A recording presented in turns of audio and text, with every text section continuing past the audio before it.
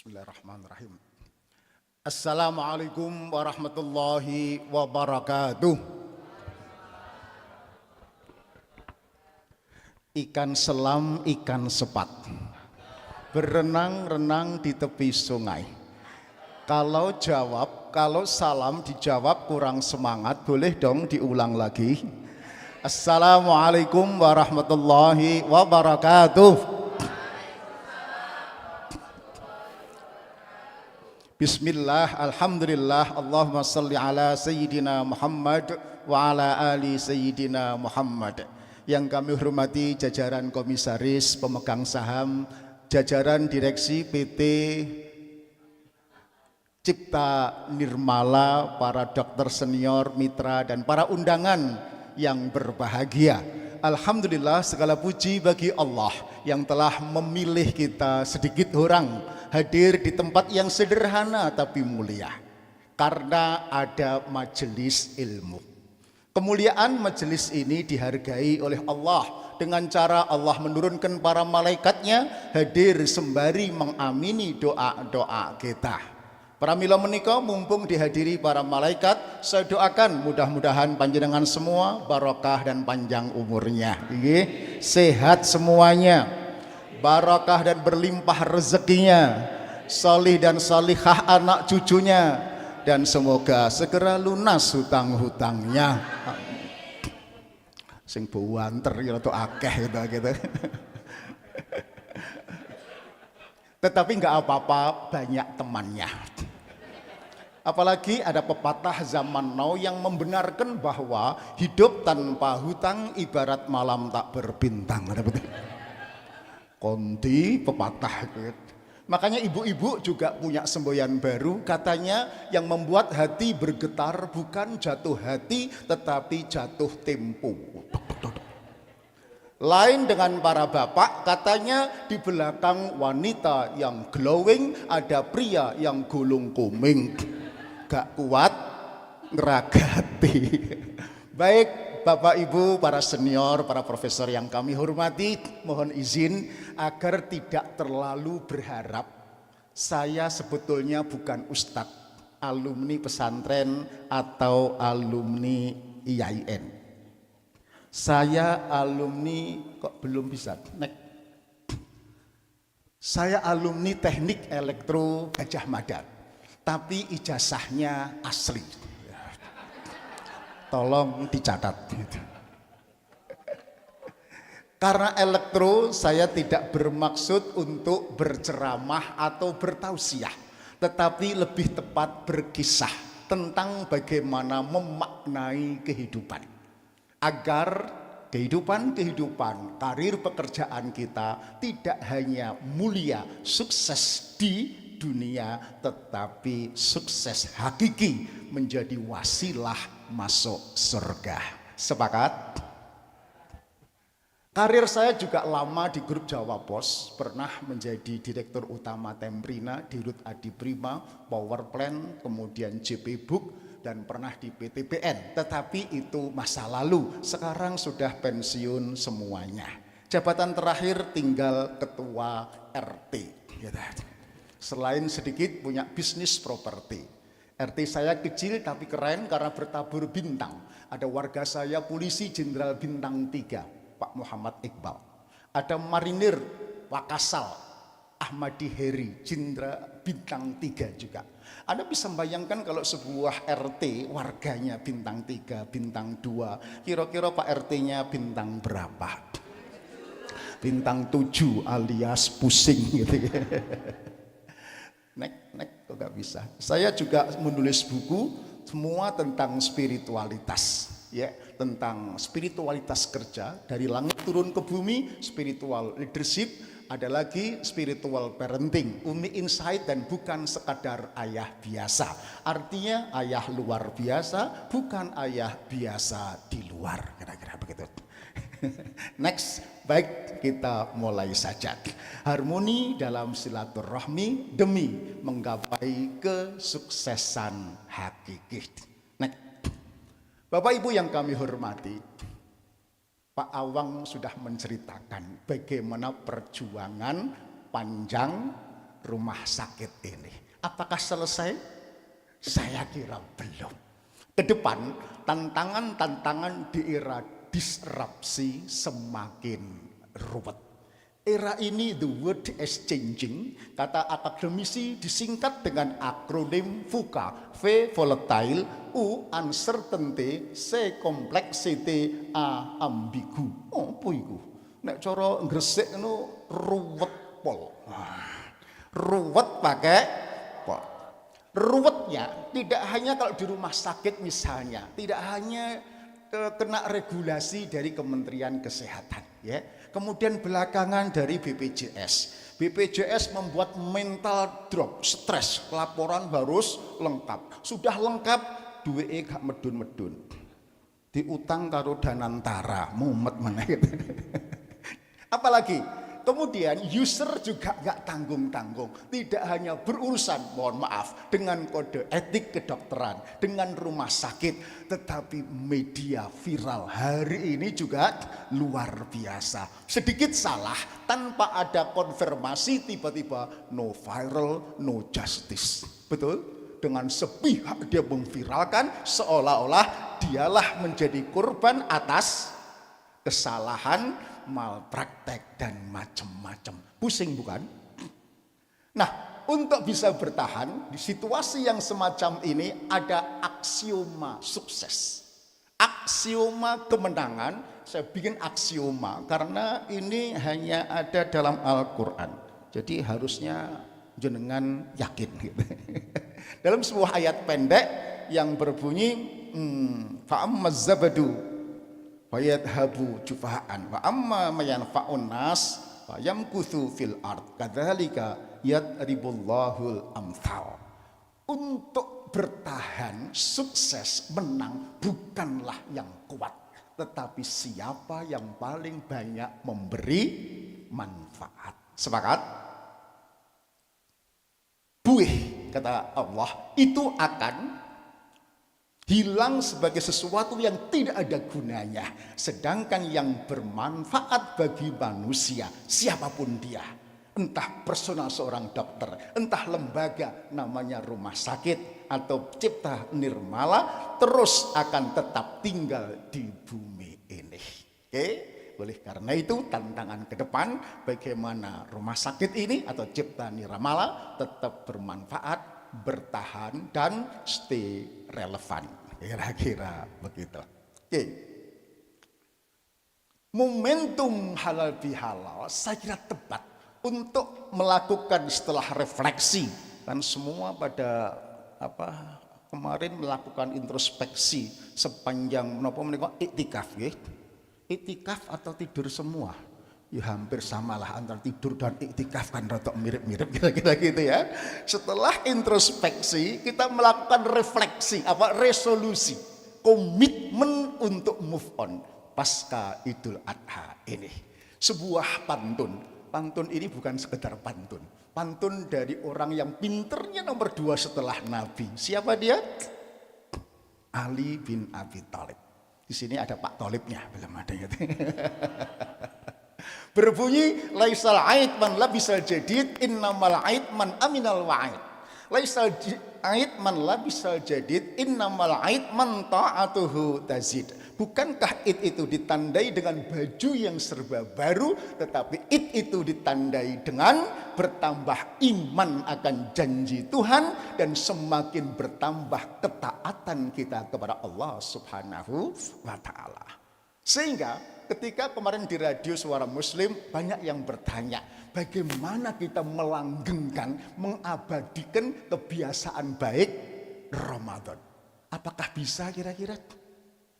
Traweh, terus kemudian sedekah, hiruk pikuk jenenge, iktikaf gitu, kemudian puasa, bisa begitu? Rasanya kok sulit. Tetapi apa itu normal? Normal, tanda petik, tidak salah tetapi tidak cukup. Memang Ramadan kita dilakukan dengan semarak ibadah ritual, tidak salah. Tetapi yang penting mestinya adalah pasca Ramadan kita bergerak untuk menangkap spirit Ramadan dalam kehidupan. Oke? Ayatnya adalah sebetulnya persis di bawah kutiba alaikumusiyam. Al-Baqarah 183. Ini 186 ya. Tetapi jarang dikutip. Apa itu? Wa idza sa'alaka ibadi anni fa inni qarib. Apabila hambaku bertanya tentang aku, katakan Muhammad, aku hadir pun dekat. Aku kabulkan permintaan orang-orang yang meminta kalau dia berdoa. Syaratnya ikuti perintahku, taat dan berimanlah kepadaku. Persis seperti ikuti perintahku, berimanlah kepadaku. Oke? Orang-orang yang merasakan kehadiran Allah akan menjadi pribadi yang pede, diamanai oleh pemegang saham, diamanai oleh komisaris. Kan gak ada komisaris yang minta perusahaan turun, betul? Pasti mintanya growth, efektif, efisien. Sulit Pak, mbuh raruh itu. Pokoknya itu. Dan gak ada komisaris kok minta growth-nya saya elek-elekan ya 3%, gak ada. Mesti double digit. Ngaku tahu pernah jadi komisaris itu. Nah, maksudnya apa? Orang-orang yang mendapatkan challenging semacam ini ketika punya Allah pede. PD-nya bukan sombong, aku kok mboten. PD-nya karena punya backing Allah yang maha sempurna dengan Asmaul Husna. Bapak Ibu, hari ini punya dekengan orang pusatnya kebelintine nggak karu-karuan. Mobil ditempel stiker, dekengane pusat itu. Yang lain dekengane orang dalam. Kita ini dekengane Allah yang maha sempurna dengan Asmaul Husna. Kok gak pede, ada something wrong. Sedikit mengupas ulasan Pak Awang tadi. PD menghadapi masa lalu namanya syukur, PD menghadapi masa depan namanya sabar. Untuk bisa syukur dan sabar syaratnya harus sederhana. Jiwa puasa, lapar, prihatin sebagai lifestyle. Oke? Kalau nggak percaya sedikit ada cerita.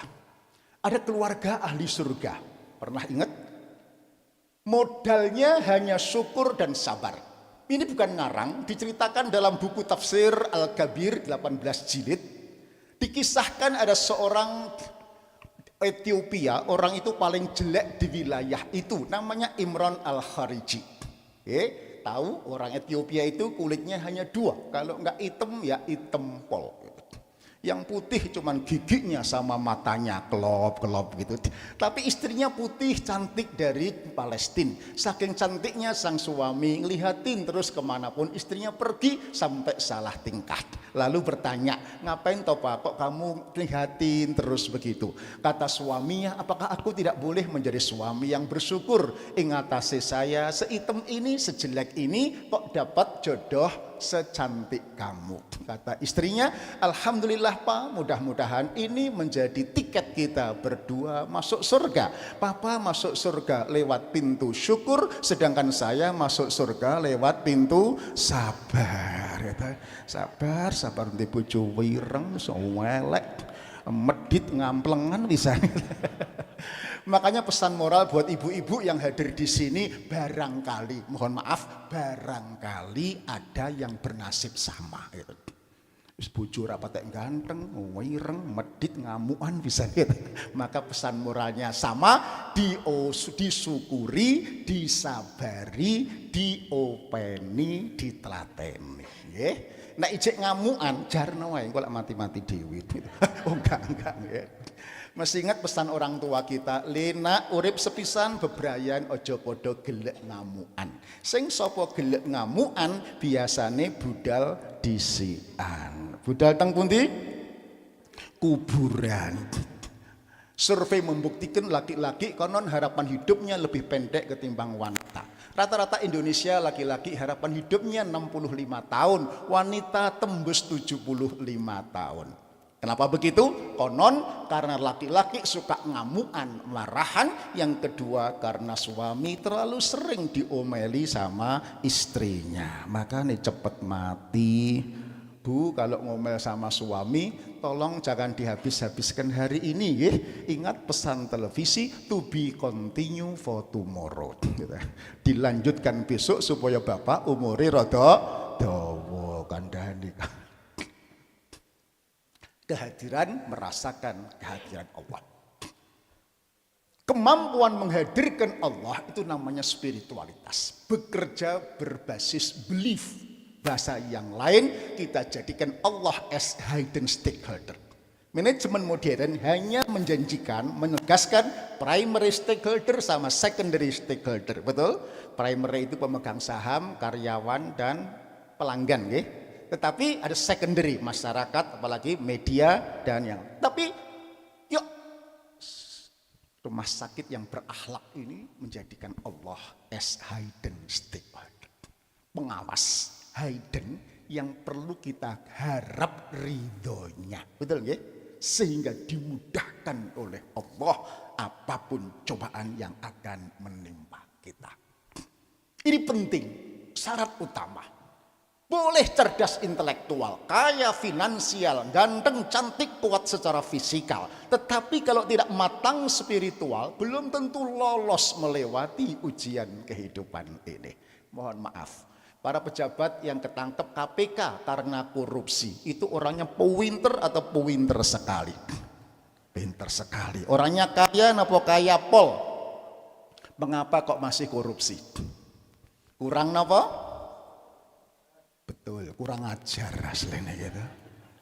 Aslinya gitu. Kurang spiritual. Kemenangan atau kesuksesan hakiki.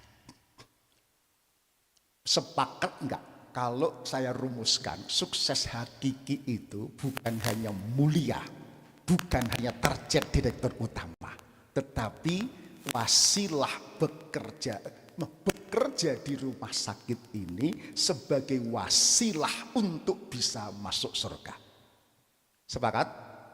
Rugi kalau hanya mohon maaf menjadi jabatan tahta harta tertentu. Boleh itu sebagai sarana. Tapi target akhirnya adalah masuk surga. Ini bukan ngarang. Allah memanggil hayya 'alal falah. Come to success. Sukses yang hakiki. Panggilan ini sama pentingnya dengan hayya 'alas shalah karena 15 kali Allah memanggil, 2 kali adzan, 1 kali qomat, 3 kali 5. Kalau jenengan dekat 1 masjid, nek dekat 4 masjid, 60 bayangkan gitu. Allah memanggil jadilah orang sukses hakiki.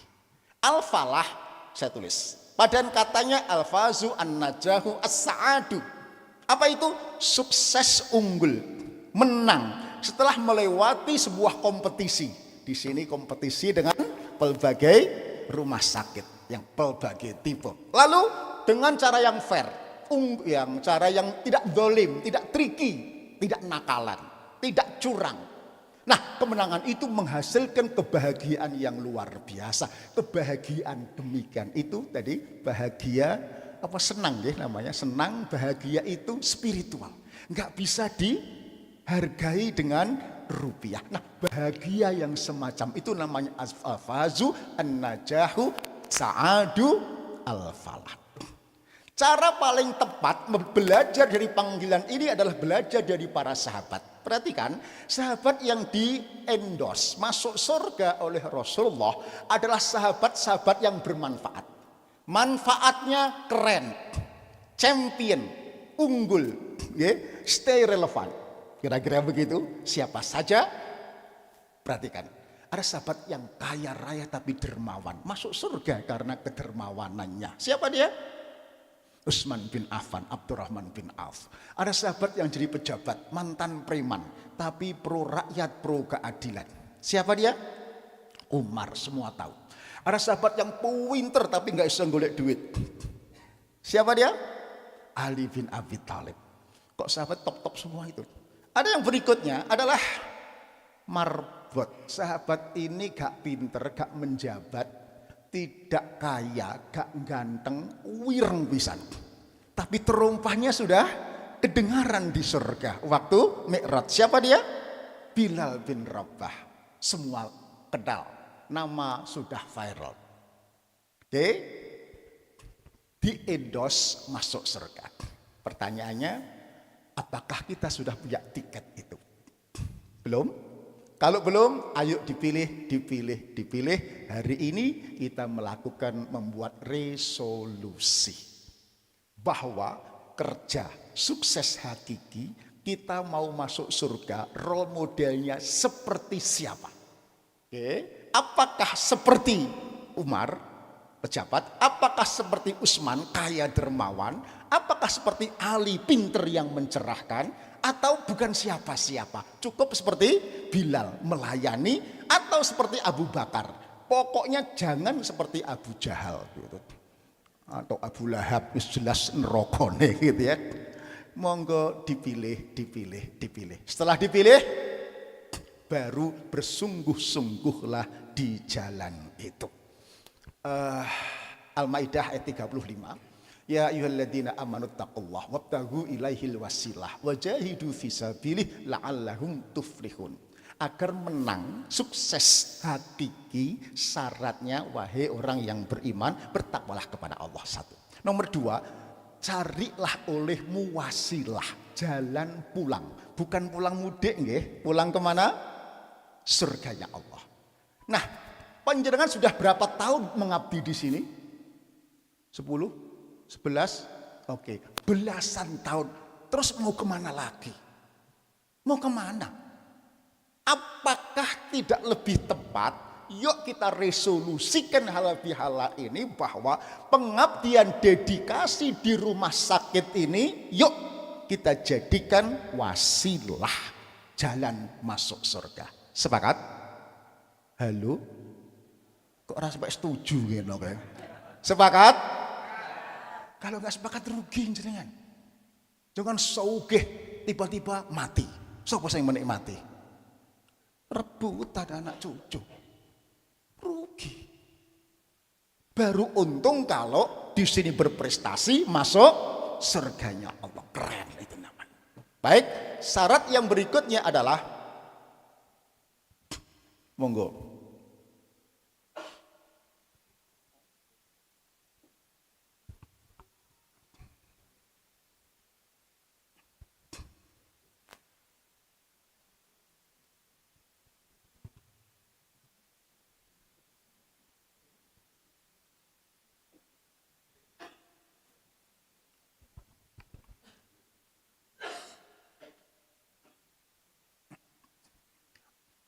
Kebetulan tadi saya seragam batiknya agak keren karena ini dari Gresik. Kapan saya pakai ini? Waduh, pas diundang rumah sakit Semen Gresik tepak tak pakai ini. Hadiah dari Semen Gresik nggak tahu berapa tahun yang lalu. Mohon izin saya teruskan ini kembali. Al-Maidah ayat 35. Kalau mau pemenang sukses hakiki, satu, bertakwa kepada Allah. Yang kedua, jadikan pengabdian di rumah sakit ini bukan sekedar karir duniawi, tetapi pilih jadikan wasilah jalan untuk pulang kemana? Surganya Allah Subhanahu wa ta'ala. Karena kita dulu itu makhluk surga, penghuni surga kita. Syarat berikutnya setelah kita pilih bahwa pengabdian karir di sini jalan masuk surga, ketiga, bersungguh-sungguhlah di jalan itu. Artinya bersungguh-sungguh melayani pasien, melayani pelanggan, melayani stakeholder kita. Allah menjanjikan rumah sakit ini akan dimudahkan oleh Allah. Perhatikan, kalau kita memudahkan menolong orang lain. Hadisnya hafal semua, untuk meningkat waktu saya potong. Siapa yang menolong akan ditolong oleh Allah. Betul? Siapa yang meringankan orang akan diringankan bebannya oleh Allah. Betul?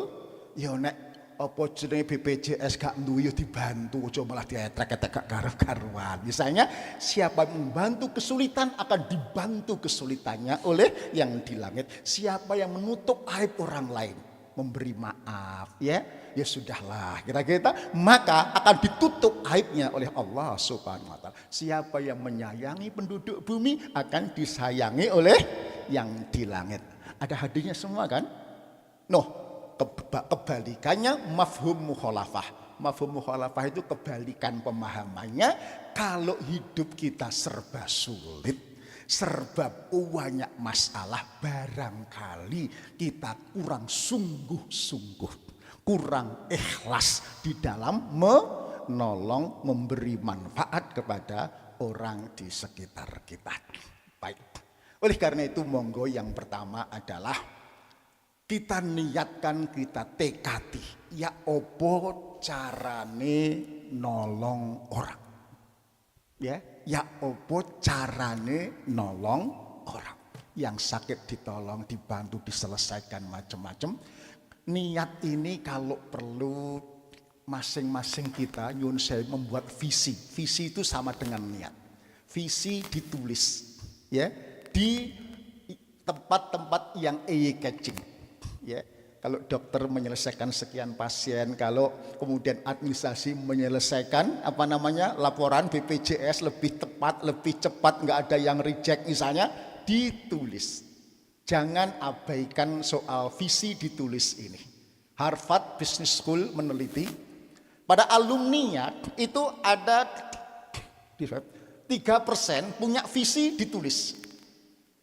Kalau niat itu kira-kira kuat 24 karat. Ada 13% punya visi tapi tidak ditulis, kira-kira 15 karat. Sisanya visi hidupnya itu GJB, gak jelas belas kira-kira. Apa yang terjadi 7 tahun setelah itu diteliti lagi, yang punya visi ditulis ternyata penghasilannya 10 kali lipat ketimbang yang gak jelas belas.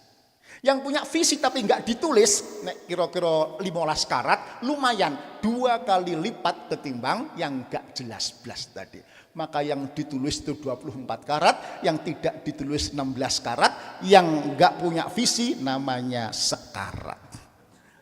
Survei Harvard ini saya kira terjemahan bebas dari innamal a'malu binniyat. Sesungguhnya setiap perkara sesuai dengan niatnya. Hasil kinerja growth dari rumah sakit ini tergantung seberapa kuat niat para jajaran direksi, pimpinan, dan para karyawannya. Seberapa kuat tekad untuk melayani bermanfaat. Nah, kuat ini maknanya 24 karat, 15 karat, atau sekarat. Nah, nek sekarat ya gampang menyerah biasanya. Soalnya semangat karena dapat motivasi dari Pak Dirut.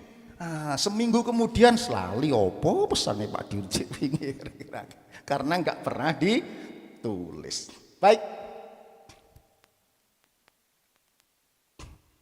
Ini tadi sudah sorry. Ini apa yang dicapai? Ya. Berikutnya adalah ngerti perkorone opo. Masalahe opo. Banyak masalah yang tampak seperti terlihat di permukaan. Tidak di permukaan, dibutuhkan pendalaman, pemahaman, hakikat persoalan. Saya kira ini saya nggak usah ngomong, Pak Dokter ahli semua. Jadi tidak terjebak kepada simptom, tetapi harus mencari kausa. Sahabat saya baru wafat kemarin siang, barangkali semua kenal Pak Agus Mustafa. Penulis buku itu, sebulan di rumah sakit tidak ketemu kausanya. Simptomnya nggak sembuh-sembuh. Ceguun, kemudian apalagi tahu ceguun nggih? Kemudian menggigil, belakangan terus pelbagai ketemu, terakhir baru ketemu agak stadium awal adalah kanker di plasma darah, namanya multiple myeloma. Ketemu tapi nggak sampai seminggu, ya, menelan ludah pun sakit, akhirnya wafat kemarin siang. Betapa tidak mudah menemukan kausa. Ya, kita terjebak kepada simptom. Oh, Pak Dokter tahu semua. Tentu bukan hanya soal medisnya, ya. Melayani masyarakat hari ini juga harus ngerti, ya. Jangankan masyarakat, banyak orang tua yang nggak paham soal anaknya. Ada? Halo? Ada? Namanya perbedaan love language. Sedikit cerita, ada seorang profesor dari UNER ekonomi datang ke rumah. Anaknya di Al-Hikmah, kelas cewek, kelas 2, 3 SMP. adiknya 2. Anak ini sudah melakukan percobaan bunuh diri 14 kali dengan cara self harm. Ya. Terakhir nyemplung kali. Untung kali ini gak banjir, gak iso mati tadi gitu. Kenapa? Ya, merasa tidak disayang oleh orang tuanya. Bahkan Profesor di USU juga lebih parah lagi ketika ulang tahun ke-15, bunuh diri di kamar dengan baju putih, meninggalkan sepucuk surat. Terima kasih Papa Mama atas semua yang Papa berikan kepada kami, tetapi bukan itu yang saya harapkan. Paham bukan itu? Sang bapak profesor tadi ekonomi tiap hari menyekolahkan anaknya di Al-Hikmah Kelas Internasional dengan SPP 3,5 juta. Keperluannya dipenuhi. Sekolah diantar dan dijemput oleh bapaknya. Les bahasa Inggris diantar ditunggu. Entoh demikian merasa tidak disayang oleh kedua orang tuanya. Salahnya di mana kira-kira? Halo? Apa yang merasa orang tua berikan kepada anaknya ternyata bukan itu yang diharapkan dari anaknya. Dan ketika ketemu saya sampaikan begitu, biasa Pak Profesor rodok denial. You know denial? Rodok ngeyel, merasa paling benar. Ya Ustadz, saya ini profesor, bisa ngajari anak orang tetapi ngajar anak sendiri pun kok nggak bisa. Jenengan mohon maaf Prof, agak merasa sombong, tidak mau belajar bagaimana kebutuhan anak hari ini. Nah, kita harus mendalami tentang situasi opo masalahe pelanggan kita, opo masalahe pasien-pasien kita ini. Baik, terakhir. Terakhir. Terus belajar. Makanya kunci agar mau membantu kompetensi adalah kunci, ya. Gunakan kacamata kasih sayang, kemudian tadi cari titik impetus hati itu agar masalah daya pendorong. Jadi istilah Pak Awang tadi, kalau di manajemen itu intisarinya adalah efektif, efisien, growth. Yang lain cash flow ini kok kacau, kok untungnya gak ono, itu sungguhnya impact ya. Maka ketemukan titik impetus yang menjadi pendorong semuanya untuk menjadi lebih baik. Nah, itu diperlukan belajar tadi. Jangan pernah merasa paling hebat. Yang saya kira terakhir ini adalah yang dibaca oleh sang qori tadi, salah satu ayatnya nggih. Alladzina yunfiquna fis sarra'i wad dharra wal kadhiminal ghaidha wal 'afina 'anil nas wallahu yuhibbul muhsinin. Harmoni kebaikan manfaat itu adalah memberi dalam keadaan lapang maupun sempit. Wal kadhiminal ghaidha, gak ngamuan, itu memberi simpati, memberi empati. Berikutnya memberi maaf.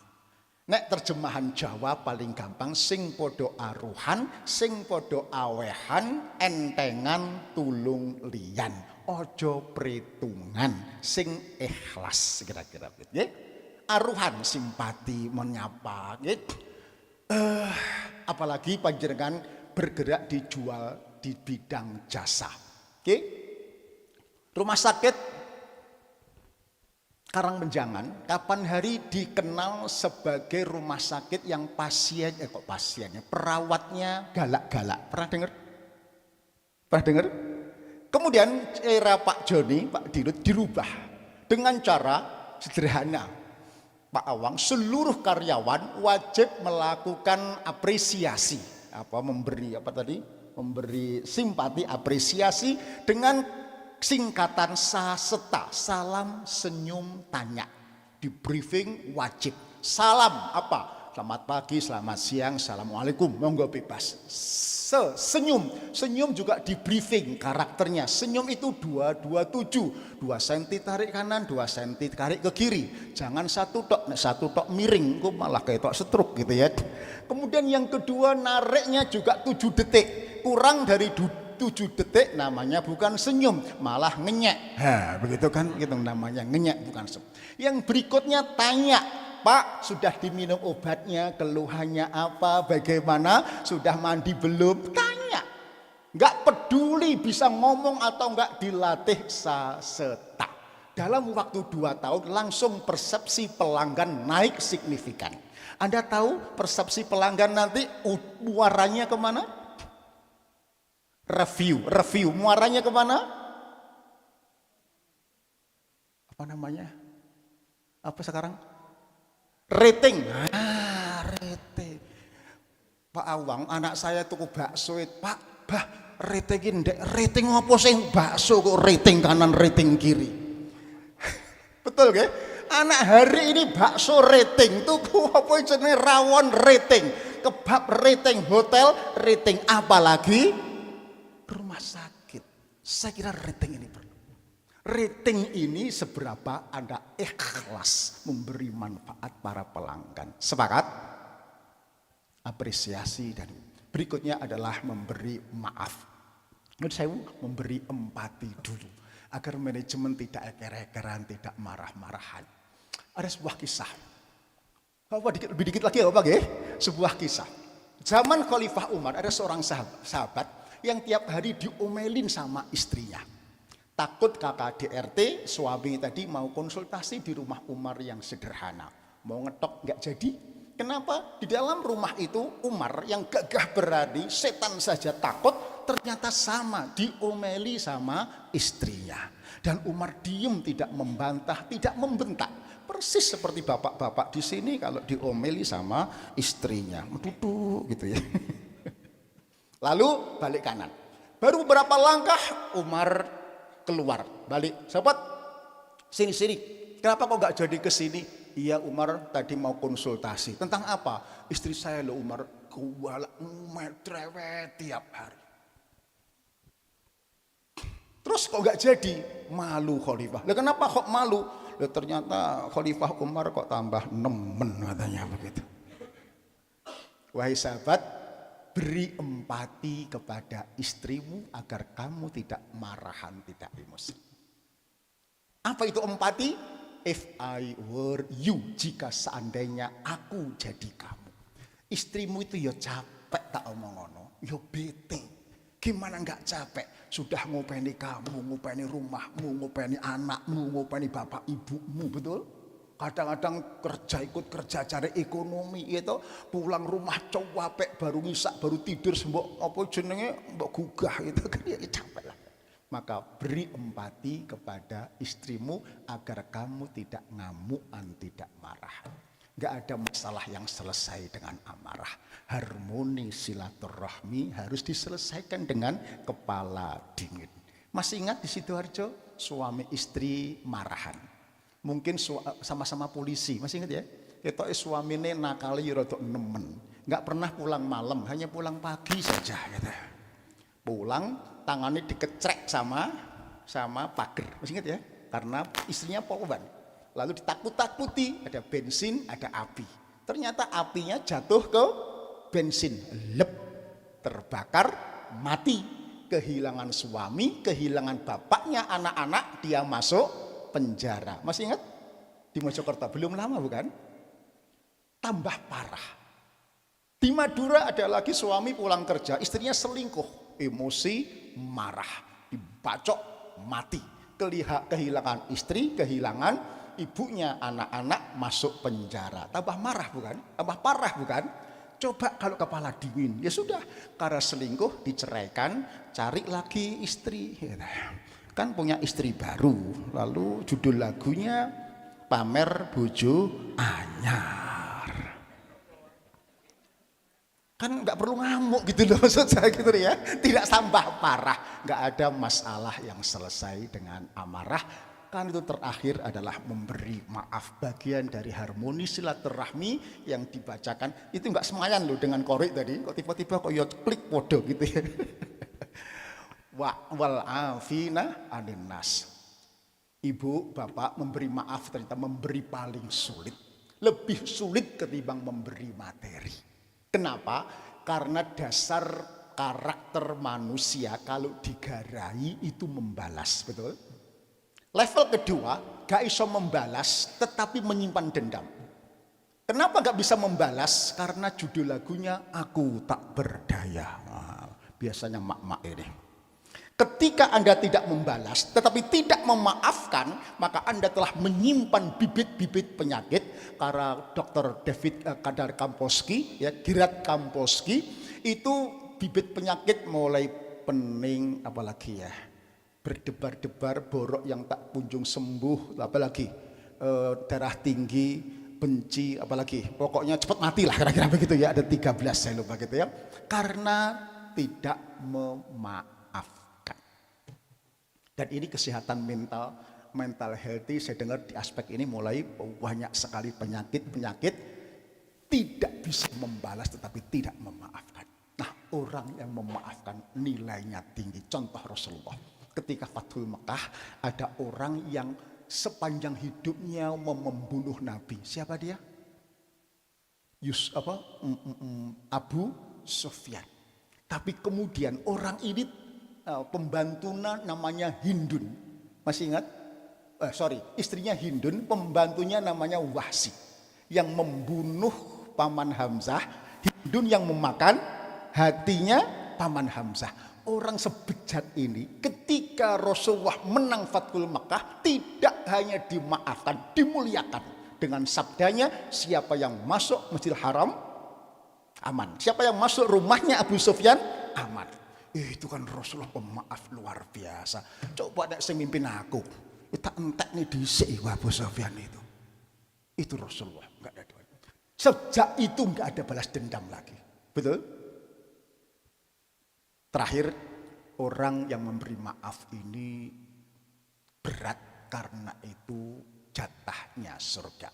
Suatu hari di Madinah para sahabat kumpul, ada seorang masuk. Rasulullah bersabda, ini orang ahli surga. Semua menoleh, wajahnya gak padar, pokoknya gak dikenal, gak pawaan masuk surga. Berikutnya begitu lagi, orang ini ahli surga. Loh, orang itu lagi. Sampai ketiga, loh, orang itu lagi. Penasaran, ada seorang sahabat dingkik gitu, cari rumahnya, pura-pura kemalaman supaya bisa menginap untuk ngintip amalan apa yang membuat si fulan kok disebut masuk surga. Sampai 3 malam menginap nggak ketemu amalan yang spesial. Ditanya, wahai sahabat, apa amalanmu? Kok sampai kamu disebut masuk surga? Oh, masuk iya Rasulullah yang bicara. Dia bingung, apa ya? Gak ada yang takutkan. Terus tolong diingat-ingat amalan apa yang kamu kerjakan.